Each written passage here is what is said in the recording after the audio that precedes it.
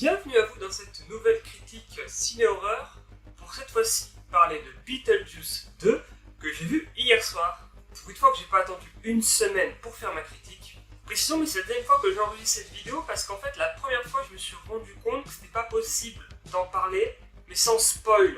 En tout cas très compliqué de le faire sans spoil.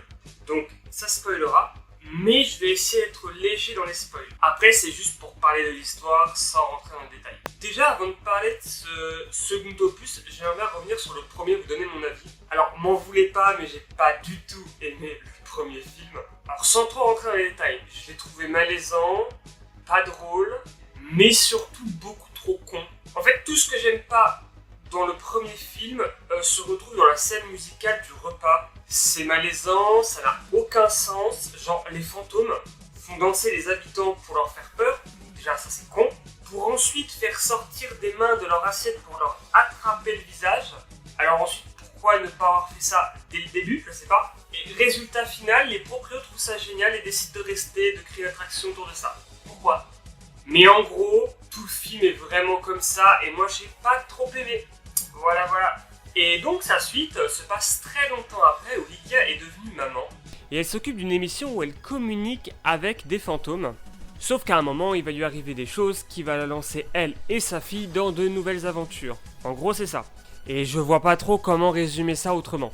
Alors oui, il se passe plein de choses à côté, mais c'est vraiment pas intéressant et c'est souvent juste prétexte à faire des blagues pas drôles. D'ailleurs, je suis désolé, mais genre, il y a vraiment aucune blague qui m'a fait rire. Après, pour ma défense, les blagues dans le film, c'est vraiment genre un personnage qui va dire freeze. Les personnages sont paralysés, genre ils bougent plus. Et le personnage va dire je les ai refroidis. Et oui, c'est vraiment une blague dans le film, je ne l'invente pas. Et d'ailleurs, elles sont quasiment toutes comme ça. Les personnages sont plutôt sympathiques pour la plupart.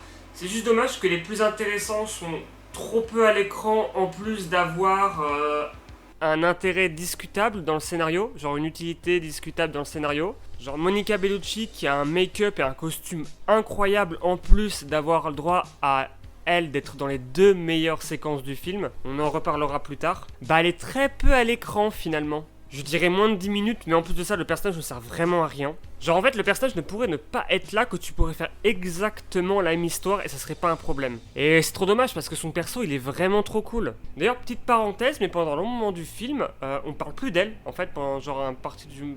Vraiment, tout le moment du film, on ne parle plus d'elle. Et d'un coup, on en reparle. Je vous jure que j'avais oublié qu'elle existait. Dans la salle, je me suis dit, ah oui, putain, elle existe, c'est vrai. Vraiment, c'est à ce point-là. D'ailleurs, je dis ça pour Monica Bellucci, mais c'est pareil pour Willem Dafoe. Il est très peu de temps à l'écran. Même si quand même un peu plus que Monica Bellucci. Franchement, lui, je suis désolé, mais aussitôt tu l'enlèves du film, ça ne change rien. Mais par contre, je pardonne plus parce que le personnage est vraiment trop fun. Ensuite, je parlerai pas du personnage du beau-père qui est vraiment juste écrit comme un perso insupportable. Le problème, c'est que du coup, toutes les scènes où il est là sont juste chiantes. Très chiantes même. Après, il y a Lydia et la fille qui sont vraiment les deux personnages les plus importants du film. C'est simplement les personnages qui font avancer l'histoire. Mais sinon, en elles-mêmes, elles sont vraiment assez plates. Genre, c'est vraiment le cliché de la fille qui déteste sa mère parce que sa mère lui accorde pas assez d'importance, parce que sa mère est trop concentrée sur son travail. Donc, du vu et du revu est vraiment pas intéressant, quoi. Et bien évidemment, on a le personnage de Beetlejuice, que j'ai trouvé bien moins insupportable que dans le premier film. Et heureusement d'ailleurs. Voire même, je vais aller plus loin, je l'ai même très apprécié comme personnage. Peut-être mon personnage favori de ce film. Je sais pas trop encore. Du coup, de mon côté, pour ce personnage-là, on revient vraiment de loin. Parce que dans le premier film, c'était vraiment le personnage qui m'a fait en partie détester le film, tellement il était insupportable. Heureusement qu'on ne le voit pas beaucoup dans le premier film.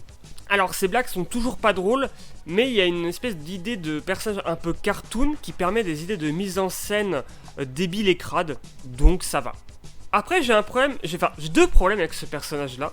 En fait déjà le premier truc c'est le fait que le personnage peut littéralement faire n'importe quoi. J'ai dit plutôt il y a des pouvoirs un peu cartoon.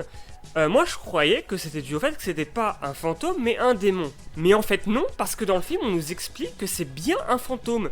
Mais du coup, vraie question, pourquoi lui peut faire tout ça, mais pas les autres fantômes, vu que lui c'était un fantôme? Je suis désolé mais ça reste quand même très très con. Ensuite, le deuxième truc qui me dérange, c'est les pouvoirs qui sont vraiment juste liés au scénario. C'est vraiment le scénario qui décide c'est quoi ses pouvoirs et quand il peut les faire. Quand il y a des moments, il va faire disparaître des salles entières de personnes, il va prendre le contrôle de plusieurs personnes en même temps en leur faisant faire et dire ce qu'il veut. Et puis il y a des moments, il fait des 1v1, il peut rien faire. Genre il a plus de pouvoir, ça y est. Pour aucune explication, aucune raison. Alors j'ai bien compris que dans l'univers, il y avait des règles très cons, il n'y avait pas vraiment de logique.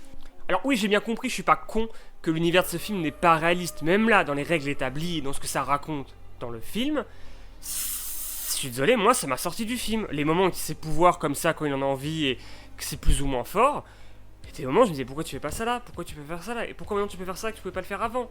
Je suis désolé, c'est la vérité. Genre il y a des moments ça me sortait trop du film. D'ailleurs, en parlant d'incohérence que j'ai trouvé très con, en fait, toute une partie du scénario, enfin de l'intrigue du film, est basée sur le fait qu'une personne vivante va se retrouver en fait dans le monde des morts. Sauf que pour sortir du monde des morts et du coup revenir au monde des vivants, il faut que cette personne retrouve sa vie. Parce que sans vie, en fait, tu ne peux pas revenir au monde des vivants. Sauf qu'en fait, à plusieurs moments du film, on voit plein de fantômes aller et revenir dans le monde des vivants. Et d'ailleurs, eux, tout le monde peut les voir, ce qui est aussi complètement con. Mais bref. Niveau histoire, c'est pas incroyable, mais ça tient la route. J'ai juste trouvé les parties dans le monde des vivants chiants. Franchement, je soufflais à chaque fois qu'on sortait du monde des morts pour aller dans celui des vivants. Les parties dans le monde des morts, par contre, c'est tout l'inverse. C'est les moments les plus intéressants. Alors, c'est en partie lié à la production design, hein, lumière, costume, décor, maquillage. La DA, dans un aspect plus global, est quand même très bien réussite. Faut dire ce qui est. J'aime beaucoup aussi le fait que beaucoup d'effets sont très basiques. Il y a aussi d'ailleurs beaucoup d'effets pratiques. Genre les lights qui font très lumière de fête foraine, ça j'ai bien aimé, ça donne vraiment un cachet au film. Il y a aussi un personnage qui est en stop motion et c'est complètement assumé, ça se voit parce que il y a une absence de fluidité, mais ça rend super bien en fait sur ce personnage. Et pareil d'ailleurs pour rien à voir avec le stop motion, mais pour les maquillages et les costumes des fantômes, ils ont tous une idée à eux qui représente un peu leur façon dont ils sont morts et des idées un peu, j'allais dire gore, mais gore drôle en fait, un peu absurde, un peu grotesque, qui rend vraiment super bien. Il y a vraiment un côté très créatif dans ce sens-là, il y a beaucoup d'imagination. Et du coup, c'est toujours rigolo de découvrir les fantômes et de les regarder et de se dire attends, comment t'es mort toi? Et de chercher, et des fois, c'est des petits détails. Genre par exemple, il y a un fantôme qu'on va revoir souvent. Au début, j'avais pas capté, je me elle paraît trop naturelle et tout, mais de quoi elle est morte? Et en fait, j'avais pas vu, elle avait un trou sur la poitrine. Genre en mode une balle lui a transpercé le cœur. Voilà, des petites idées comme ça, j'aime bien. Toujours dans le côté artistique, il y a des séquences qui sont vraiment très inspirées. Il y en a une en noir et blanc qui rend hommage aux vieux films d'horreur des années 30, style Dracula, style Frankenstein.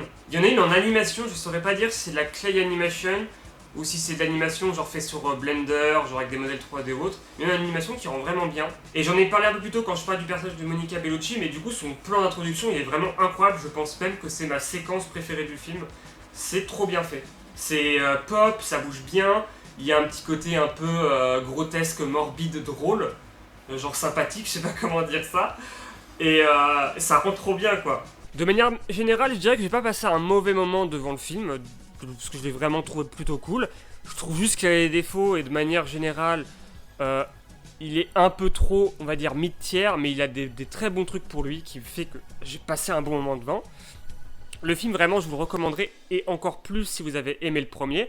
Pour rappel, j'ai pas aimé le premier, donc en théorie, je ne suis pas du tout le public de ce film, mais je l'ai aimé. Donc je pense que quelqu'un qui a apprécié le premier va vraiment kiffer ce second opus.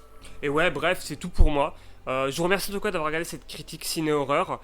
On se retrouve pour des prochaines qui arrivent. Là, je suis en tournage, je vais en enchaîner plusieurs à la suite. Et on se dit à la prochaine. La bise!